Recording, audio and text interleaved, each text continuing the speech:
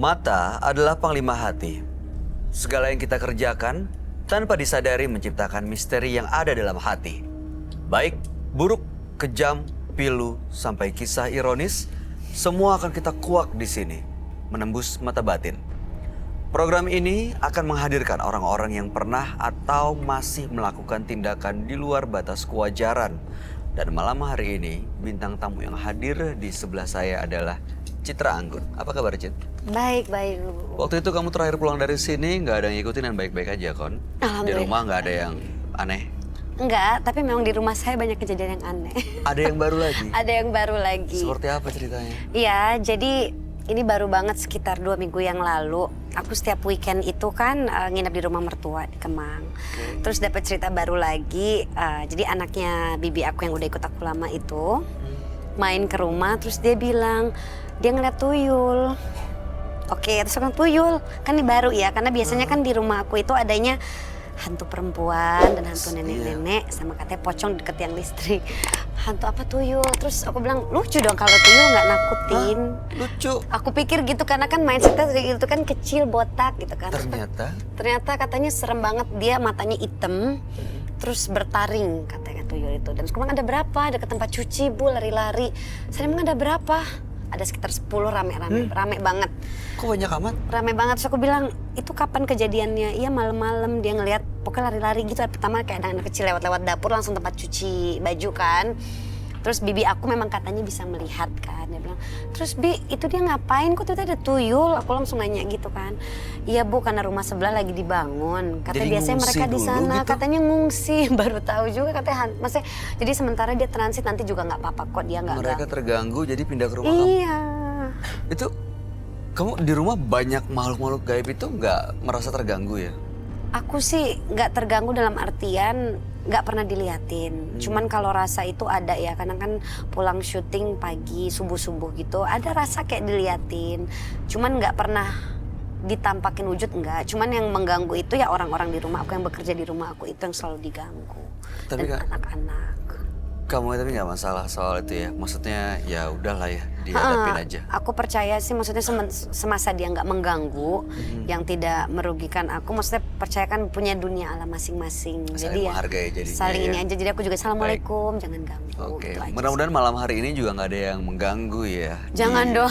Sini, kita akan segera ketemu dengan partisipan yang pertama. Berikut ini akan hadir seorang pria yang mengaku sering dihantui korban tabrak lari. Malam hari ini kami akan panggil dia dengan nama samaran. Kami persilahkan Anton.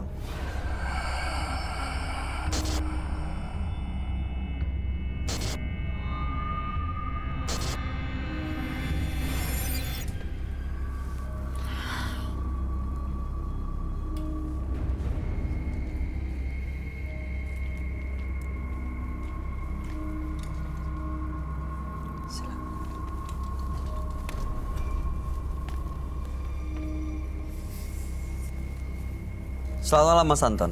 Ya, selamat malam Mas. Boleh kami tahu pekerjaan Mas Anton? Saya seorang karyawan swasta. Baik, apa yang mau Anda ceritakan pada kami? Jadi gini Mas, saya ada tragedi di 2011 itu. Saya itu nabrak Mas.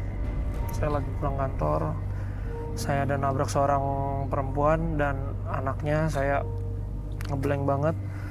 Itu malam-malam? Iya. Saya pulang kantor, lagi habis setelah lembur. Saya sekitar jam 11-an, akhirnya saya pulang dan waktu dia nyebrang saya nggak ngeblank dan saya meninggal. Ya. Oke, gimana kronologinya? Karena sebenarnya saya nggak tahu dia meninggal atau enggak ya, tapi setelah kejadian itu karena saya langsung kabur Mas. Saya langsung kabur, kebetulan jalanan juga sepi, jadi saya ketika menabrak mereka langsung saya kabur aja. Terus setelah kejadian itu kayak 1 minggu kemudian saya kayak merasa kok saya digangguin gitu Mas sama sosok perempuan gitu Mas. Jadi kayak setiap saya pulang kerja di rumah saya tuh ada aja barang-barang yang pindah tempat.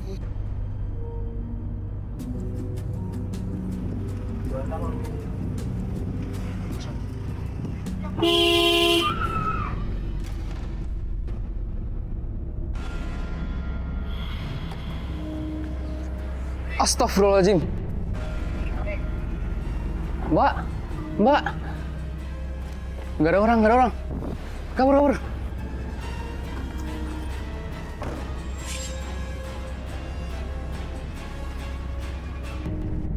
Astagfirullahaladzim, Anton.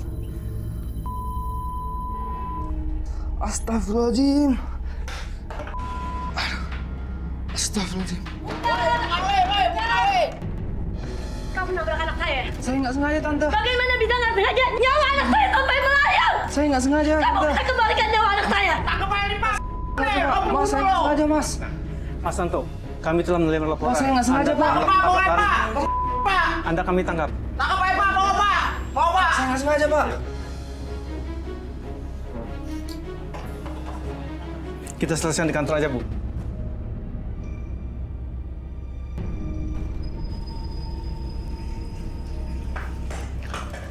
Astagfirullahaladzim.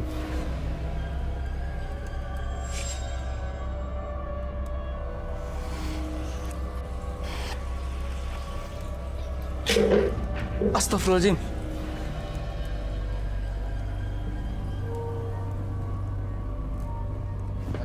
Astagfirullahaladzim. Ampun. Astagfirullahaladzim. Ya Allah. Ampun. Itu yang terparah tuh sempat foto keluarga saya sampai tiba-tiba hancur gitu mas. Saya nggak ngerti ya, kayak foto keluarga ditaruh di meja dan kayak retak gitu. Saya nggak ngerti kenapa nggak berubah tempat tapi hancur. Terus kalau saya mandi juga saya kok berasa kayak ada yang di belakang saya, kayak ada yang selalu nungguin saya gitu. Sebelum kejadian tabrakan, nggak pernah ada kejadian Nggak seperti ini? nggak pernah ada kayak gitu. Dan Anda yakin ada kaitannya? Iya pasti ada kaitannya karena ya karena saya salah juga sih mas waktu itu. Akhirnya setelah beberapa lama seperti itu saya cukup merasa bingung ya kan, bingung juga harus gimana. Saya sempat akhirnya menyerahkan diri saya menceritakan kepada pihak berwajib dan saya sudah baru saja keluar. Saya ditahan selama 5 tahun untuk mempertanggungjawabkan perbuatan saya. Tapi tetap aja gangguan itu tuh kayak nggak hilang-hilang gitu loh. Sampai sekarang? Sampai sekarang. Akhirnya beberapa waktu lalu saya akhirnya ke orang pintar mas. Karena saya merasa sangat depresi dan saya takut. Terparahnya itu saya pernah kayak setelah saya mau tidur tiba-tiba di bawah bantal saya tuh banyak rambut-rambut gitu mas. Rambut wanita panjang gitu mas. Oke, baik. Saya mau coba minta tolong Mas Roy juga buat bantu sebenarnya karena saya udah kerjaan saya juga jadi berantakan. Saya bingung banget mas ngomong gimana lagi. Jadi tujuannya malam hari ini supaya bisa terlepas dari gangguan-gangguan itu. Oke, kami akan ajak Mas Anton untuk langsung ketemu dengan sahabat kami. Dia adalah seorang indigo. Kami persilahkan Roy Kiyoshi. Sebelumnya, tim Mata Batin sudah memberikan tanggal lahir dan nomor rumah partisipan kepada Roy Kiyoshi. Dengan mata batinnya, Roy akan membaca berdasarkan angka yang kami berikan. Anton, tinggal di rumah bernomor 12, terlahir tanggal 8 Januari 1983. Sosok yang tangkas dan penuh semangat, namun dia selalu ingin menang sendiri dan cenderung keras kepala. Saya melihat sosok perempuan berwajah pucat yang meminta pertanggungjawabannya. Dia menginginkan nyawa Anton untuk menggantikannya. Saya merasakan depresi dalam jiwa Anton. Jiwanya tergoncang oleh perbuatannya sendiri. Saya melihat Anton, saya juga mendengar kata mati, mati, mati, mati, mati, mati. Mati dan kematian.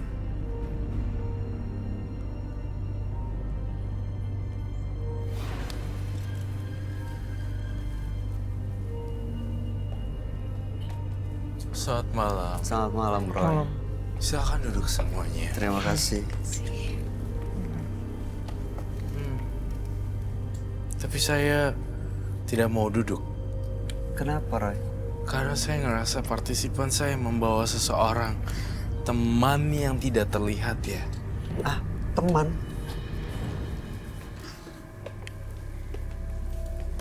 Anton terlahir tanggal 8 bulan 1 1983 dengan nomor rumah 12.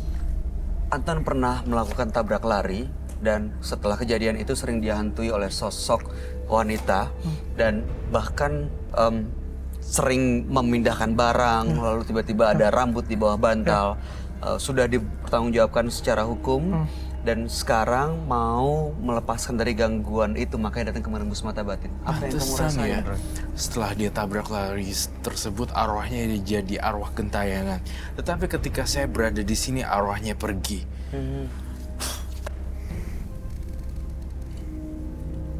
Oke, jadi kita bersihin.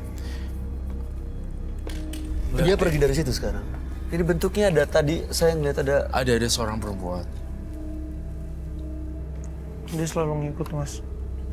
Saya berasa dia selalu nempel kayaknya. selalu nempel. Iya. Perempuan. Kamu ngerasain ada hawa yang berbeda nggak Iya, dengan dia? aku merinding banget. Iya kan? Itu kalau merinding gitu biasanya karena ada sosok gaib yang mendekat begitu ya? Betul. Kayak warning system gitu loh. Jadi kalau ada makhluk halus yang deketin kita ngerasa kayak ngerinding. Kok jadi udaranya jadi panas dan kok jadi nggak enak ya perasaan gue. Itu satu tanda adanya kemunculan makhluk halus. Saya berharap kamu nggak kemasukan ya. Jangan dong. Soalnya saya lihat mata kamu juga terlalu lemah untuk Rasuki? Iya, terlalu gampang untuk masuk ya. Karena kosongnya jadi itu di jaringan matanya. Namun sebelum itu kita akan membahas Anton terlebih dahulu ya. Fokus ya Citra. Tadi begitu kamu kayak tutup buku dan ada keluar di atas itu seperti ada sosok apa ya? Kayak ada badannya, kakinya, dan tangannya terus hilang, terbang tinggi ke atas. Iya. Itu arwah yang mengikuti dia terus. Iya, betul. Hancur banget mukanya. Kenapa sih kamu waktu itu sampai kayak gini? Gak sadar? Apa emang sengaja? Nggak sengaja, Mas Roy, nggak sengaja. Jadi saya benar-benar kayak ngeblank banget, habis lembur, capek. Dan waktu saya tabrak begitu, ya saya panik. Saya langsung kabur ninggalin. Waktu itu sepi jalanan? Iya, waktu itu sepi. Boleh tau nggak di Jakarta? Waktu itu lokasinya di mana? Waktu itu di sekitaran jalan panjang di Permata Hijau situ tuh, Mas. Oh, oke, saya tahu. Jalan panjang, Iya, Jalan oke. panjang. Ya, saya Di Jakarta ya? iya, malam-malam jam 11 udah agak sepi. Saya lumayan kenceng dan sempat ngeblank, nggak tahu ada yang nyebrang. Itu ibu-ibu bawa anak? Nggak ibu-ibu banget sih. Sebenarnya nggak ibu-ibu banget. Dia bawa anak kecil. Kenapa? Ambil Nggak tahu aku kenapa ya. Kenapa, Cit? Nggak tahu. Kenapa, Citra? Tiba-tiba nggak tahu. Roy?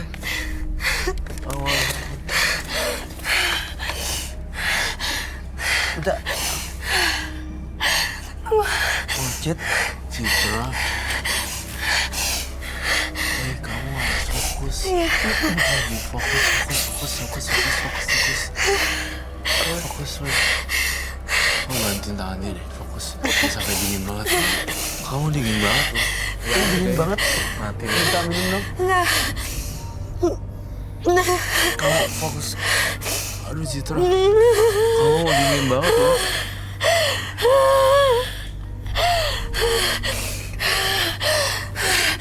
Ambil nafas dulu. Pelan. Ambil nafas dalam-dalam. Minum, tenangin dulu. Fokus, kamu jangan sampai lepas dari sini. Dia akan masuk. Dia frekuensinya seperti yang saya bilang loh. Gampang kayak lubang. Enggak, aku nggak bisa gerak tangan aku sumpah. Saya minta air bunga dan kembang. Kamu merasa sesuatu ya?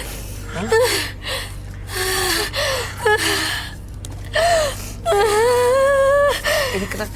Saya mencoba menggambar apa yang dilihat. Dia coba untuk masuk ke Citra ini. Takutnya kayaknya dia pengen dia marah dan pengen masuk. Dan satu lagi saya melihat di sini sosoknya nggak mau digambar. Jangan boleh gambar. Jangan sampai ketol gini ya. Tolong jagain. Kamu ada rasa penyesalan nggak? Nyesel banget. Nyesel ya mama. Orang tua kamu tahu nggak tentang ini? Enggak.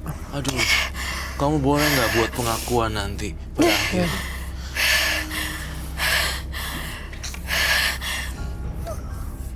Ambil napas dulu, fokus dulu.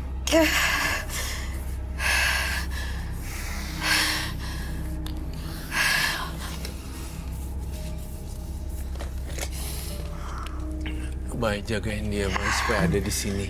Maksud saya di sini soulnya. Citra jangan mikir ke mana-mana, jangan ngeblank, jangan terlalu kebawa sama ceritanya. Anton, kamu fokus di sini aja, jangan sampai kosong. Waktu itu pas nabrak perutnya terburai ya. Itu dia Mas Roy, karena saya panik banget dia jebret. Itu lumayan kenceng saya bawa 100 dan saya nggak sempat pas saya ngeliat belakang juga Langsung saya jalan. langsung kabur.